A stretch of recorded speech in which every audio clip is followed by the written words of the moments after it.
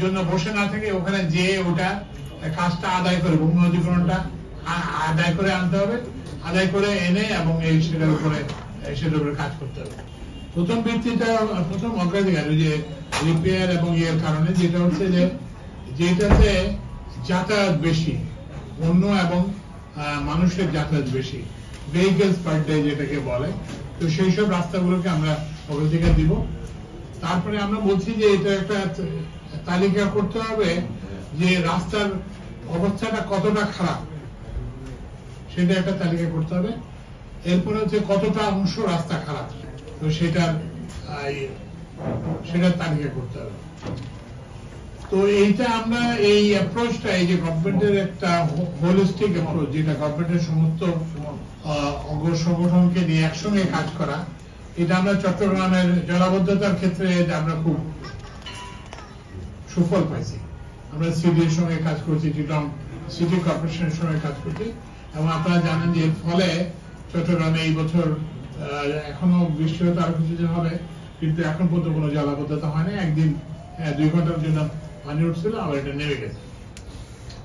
তো এইবারও আমরা এই যে রাস্তার যে মেরামতের এটার ব্যাপারে আমরা সেটাই করতে চাই।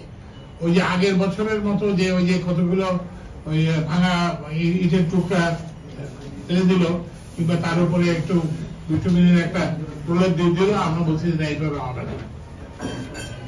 এইটাকে এমন ভাবে করতে হবে যাতে এটা স্থায়ী হয়, এবং এইটার জন্য যে ধরনের সহযোগিতা, এখানে যে যেমন অনেক রকম অসুবিধা, যেমন ঢাকা সিলেট মহাসড়ক নেই, যেটা নিয়ে মেইন সমস্যা, সেখানে সমস্যা হচ্ছে যে এটা ইন্ডিয়ান লাইন অফ ক্রেডিট আন্ডারে একটা প্রজেক্ট।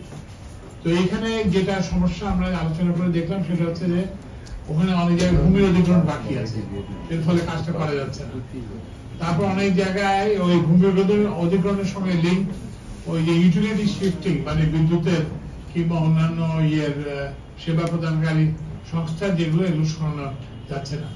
তো এই জন্য আমরা এগুলোকে এখন ওই জন্য আমরা বিভাগীয় কমিশনারদের সঙ্গে কথা বলছি, এবং যেখানে যেখানে ভূমি অধিগ্রহণ আটকে আছে, শুধু সিলেট বলে না, ঝিনাইদহ, কুষ্টিয়া, ঝিনাইদহ এখানেও এই সমস্যা আছে, অন্যান্য।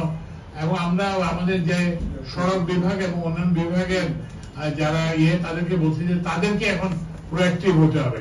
ভূমি ওই ডিসি অফিসের জন্য বসে না থেকে ওখানে যে ওটা কাজটা আদায় করে ভূমি অধিগ্রহণটা আদায় করে আনতে হবে, আদায় করে এনে এবং সেটার উপরে কাজ করতে হবে।